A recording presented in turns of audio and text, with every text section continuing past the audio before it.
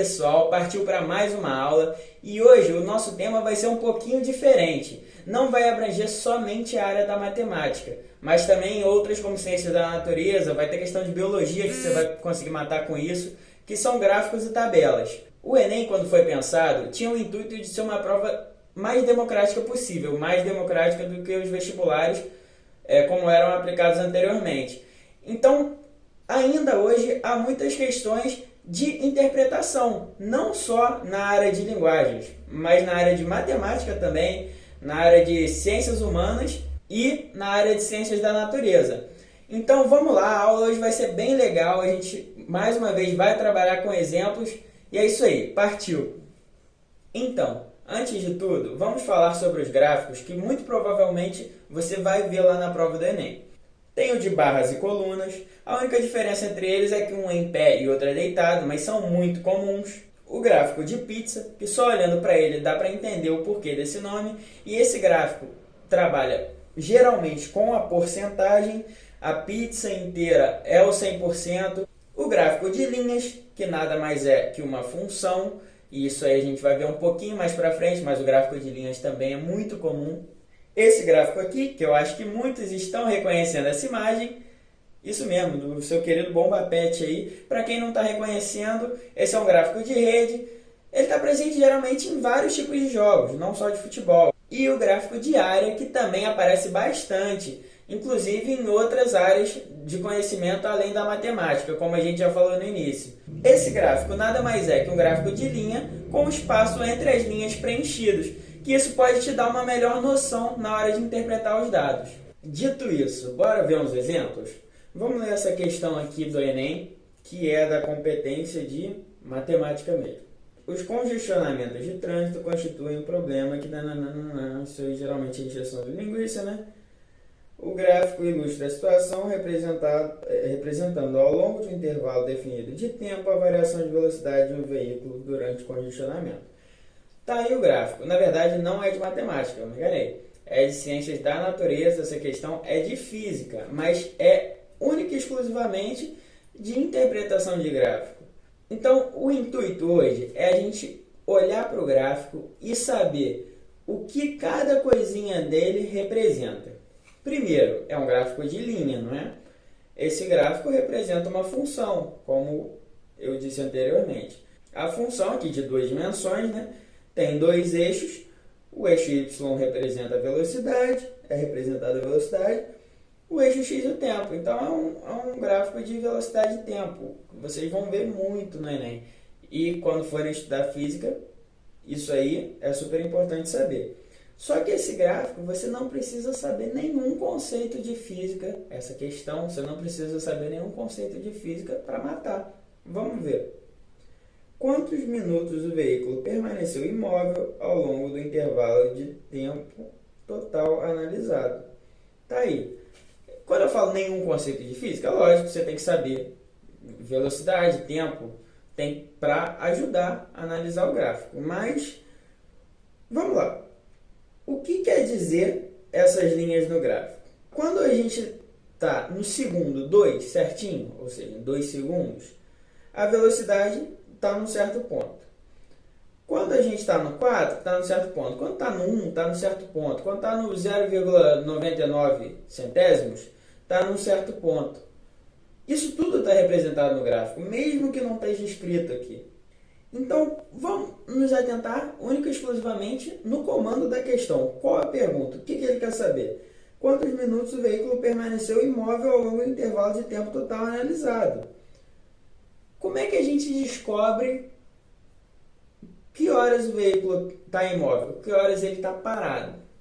Esse gráfico, né, de velocidade por tempo, a velocidade é representada no eixo Y. Quando a velocidade está no zero, quer dizer que o carro está parado. Em todos os outros momentos o carro está andando. Então, em qual momento a velocidade está no zero? Entre o 6 e o 8. Um total de 2 segundos, não é? É isso, gente. A resposta é a letra C. Letra C, isso. 2 segundos. A grande pegadinha dessa questão aqui poderia ser você se confundir esse gráfico de velocidade por tempo por aceleração por tempo. Aí você podia se embananar. Mas de resto, se você leu, tá calmo, se concentrou e só interpretou o gráfico com tudo que ele está dizendo aqui, é tranquilo, né, gente? Então vamos para a próxima. Então vamos para essa aqui, que a competência é de matemática mesmo. É um gráfico de barra, como vocês estão vendo, e o gráfico exibe as notas de 4 alunos durante 4 bimestres consecutivos de um ano letivo. Tá aí as notas, lembrando o eixo, sempre prestar atenção nos eixos, o que significa cada eixo. O eixo Y são as notas, o eixo X, o que são? São os bimestres, né?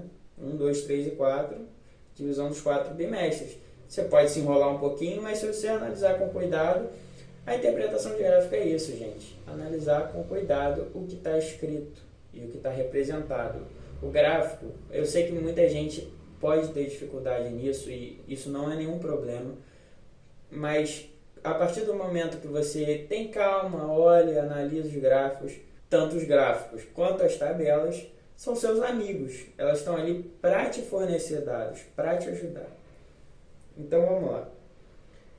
O comando é: qual dos alunos teve a sua nota sempre crescente de um bimestre para o seguinte, do primeiro ao quarto?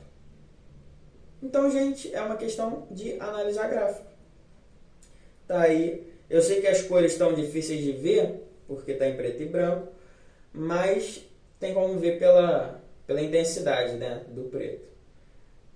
O X é o mais e o W é o menos, em ordem decrescente. Vamos ver o que ele perguntou. Ele perguntou qual aluno foi melhorando com o passar dos bimestres. Só isso. Então tá, a gente viu os primeiros aqui, vendo o X. No segundo bimestre ele já piorou, então já não é o X, né? O Y. No segundo bimestre ele ficou igual, no terceiro igual, no quarto igual. Também não é, porque o comando pede a nota sempre crescente. O Z tirou 6 no primeiro, no segundo cresceu, no terceiro diminuiu. Tá errado. E por último o W, no primeiro tirou 5, no segundo 6, no terceiro 7, no quarto 8. Pronto, é o W. Simplesmente olhamos o gráfico, usamos ele como nosso amigo e matamos a questão. Tranquilo, gente? Vamos para mais uma? Bora para mais uma, e essa é de ciências da natureza. Aí você olha um gráfico de linhas, cheio de contorno, cheio de informação. Pode dar um nó na cabeça, mas vamos lá, você já interpretou alguns gráficos, vamos tentar interpretar esse também? É menos difícil do que parece. O gráfico mostra a variação de extensão de média de gelo marítimo em milhões de quilômetros quadrados, comparando dados dos anos 1995, 98, 2000, 2005 e 2007. Os dados correspondem aos meses de junho a setembro. O Ártico começa a recobrar o gelo quando termina o verão, em meados de setembro. O gelo do mar atua como um sistema de resfriamento da Terra, refletindo quase toda a luz solar, de volta ao espaço. Aqueles textões que o Enem faz para cansar nossa mente. Lógico que é cultura, mas naquele momento, para fazer 90 questões, você não quer tanto adquirir esse tipo de cultura assim, né? Águas de oceanos escuros, por sua vez, absorvem a luz solar e reforçam o aquecimento do Ártico, ocasionando derretimento. Vamos ver. O que significa esse gráfico? Primeiro, é aquilo, analisar o gráfico e interpretar. Eixo Y, extensão do gelo marítimo.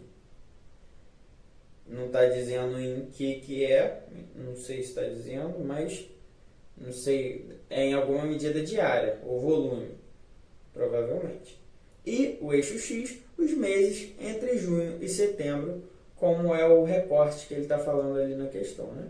Com base no gráfico e nas informações do texto, é possível inferir que houve maior aquecimento global em... E aí? Parece difícil, mas não, é só a gente olhar cada linha. Cada linha representa um ano, tá vendo que está escrito ali? Então, vamos tentar interpretar esse gráfico. Cada linha parte de um ponto. Esse ponto significa a extensão do gelo marítimo no início do verão. A partir dali, ele começa a descongelar. Então, além de interpretar o gráfico, a gente também tem que interpretar o que foi dito no texto. Eu acabei de falar que muita coisa é para encher linguiça, mas tem coisa importante sim. Então, vamos aproveitar o que foi dito no texto. Quanto maior a extensão das camadas de gelo, maior a reflexão da luz solar e isso é um indicativo de menor taxa de aquecimento global naquele ano. Quando você olha esse gráfico, como se comporta o ano de 95? Pessoal, como se comporta o ano de 95? Estão mandando mensagem fora de hora aí. Há um derretimento nas calotas polares, só que logo ela vai se recuperando. Em 98 também, apesar de haver um derretimento maior, em 2000 já parte de um ponto em que há uma menor área, mas há um crescimento. Em 2005 também. Em 2007 parte do mesmo ponto que 2005. E quando chega em setembro, há uma área muito menor, um volume, não está especificado aí, ou está aí, eu deixei passar. Há um volume ou área muito menor do que em 2005. Isso significa menos luz sendo refletida, mais calor sendo absorvido pela água, ou seja, uma maior taxa de aquecimento global. Está vendo como a gente juntou conhecimentos de geografia, interpretação do texto, que é o mais importante, e interpretação do gráfico, que é o que a gente está estudando aqui. Sem uma dessas três informações, essas habilidades que nós adquirimos, a gente não mataria a questão. Mas a gente matou, né, gente? 2007 é a resposta certa. Valeu? Então, gente, obrigado por assistirem mais uma aula. Mais uma vez, dúvidas no direct, nos comentários, sem vergonha. Sem vergonha não, né? Sem se intimidar.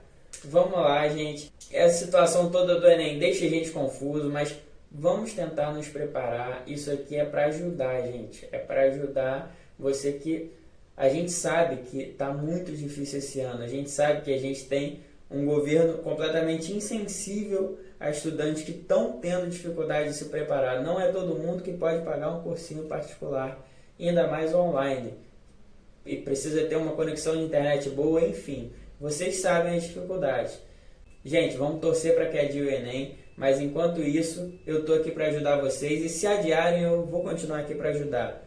E se tiverem sugestões de aulas, de temas que vocês gostariam de saber, pode mandar também, eu vou ficar super feliz de saber. E daqui a pouco vai ter surpresa, tá, gente? Vai ter umas aulas um pouquinho diferentes, com pessoas um pouquinho diferentes, e vai ser muito legal, tem muita coisa boa preparada aí. A gente também está pensando em criar um canal no YouTube, mas enfim, eu vou colocar vídeos mais para frente sobre isso. Valeu, pessoal. Obrigado por acompanharem aí e até a próxima aula.